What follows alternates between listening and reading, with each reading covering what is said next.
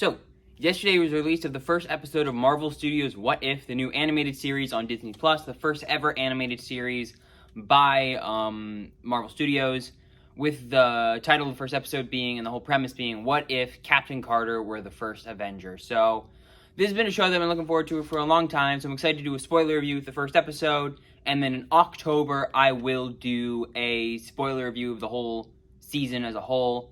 But until then, I'm just going to be doing a spoiler review of the episode, jumping right into it with just, the base concept is Peggy Carter. This is, it kind of shows an alternate universe where Peggy Carter becomes Captain America instead of Steve Rogers. And there's a little more to it. Red Skull decides to, go for a different plan. We have Steve getting kind of an Iron Man outfit. But, yeah, the whole base concept is Peggy Carter if she became Captain America instead. So, on to my negatives. I only have one big negative with this episode, and that it has pacing issues. Its whole thing is trying to rush through the plot of Captain America, the First Avenger, in about 30 minutes. And there's a lot of montage. It speeds through a lot of scenes. It doesn't take a lot of time to slow down. It does take time to throw down. There's a lot of action sequences, kind of back to back to back in here. And it feels like, I don't know, because the pacing is so fast, it feels like World War II was ended within a couple of weeks, and it's weird pacing and weird feeling based on how fast this episode went. It doesn't feel like several years of World War II passed by the end of the episode. It feels like maybe it's been a couple of days. So, and it just kind of hinders the enjoyment of the episode. It doesn't take time to slow down, it just kind of rushes through the plot of the movie.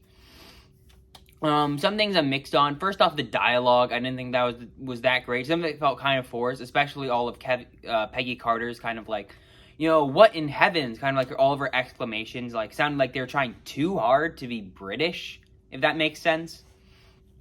Or, too hard to kind of, swear while also making this, this is an animated show, kind of for kids, too. So, the dialogue wasn't fantastic. It was very cartoony, and I guess that makes sense because it's a cartoon, but it's kind of jarring when you think, this is canonically what would have happened if, in the movies, if this one detail was changed. It's weird that all the characters now speaking like they were, just, the dialogue isn't bad, and it kind of works in some scenes, especially the scenes with the Watcher, but the dialogue just isn't as good as you would hope it would be.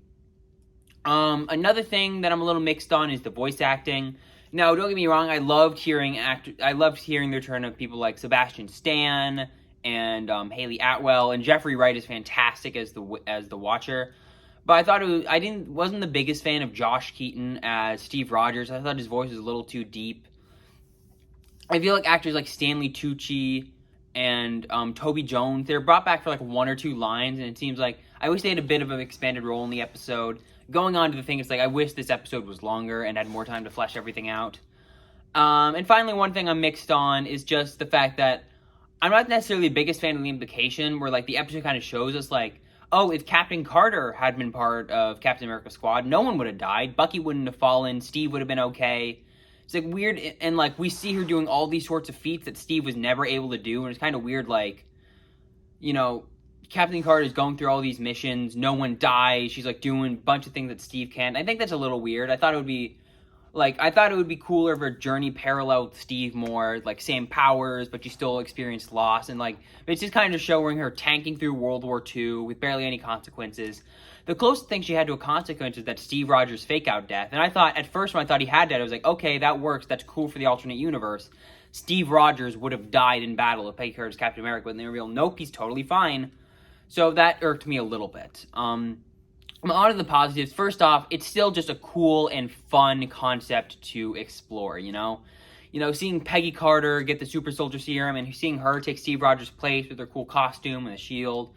I think it's cool. It's awesome seeing her interact with characters like Bucky and Dum Dum Dugan, who we haven't seen her talk to a lot.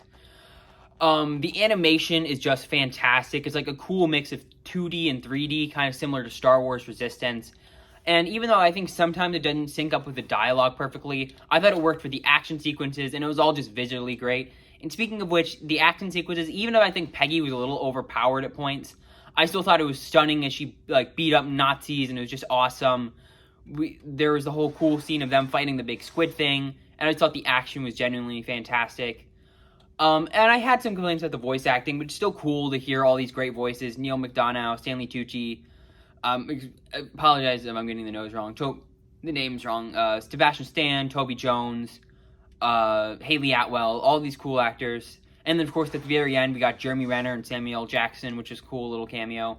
So this is like a fun episode showing this cool alternate concept with stunning animation and action, and it's awesome to hear the returning voices. And even if I thought it was too fast-paced, the dialogue was a little iffy, and it had some implications that I wasn't the biggest fan of, I still thought it was a very fun and entertaining episode.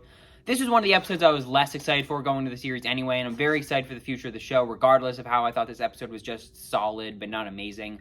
So I'd give the first episode of Marvel Studios' What If a 7.5 out of 10. I did enjoy it. Upcoming videos include Free Guy and Bad Batch and Superman and Lois. I hope you stick around to see them all coming within the next week. Hope you guys liked the video, and I will see you soon. Bye-bye.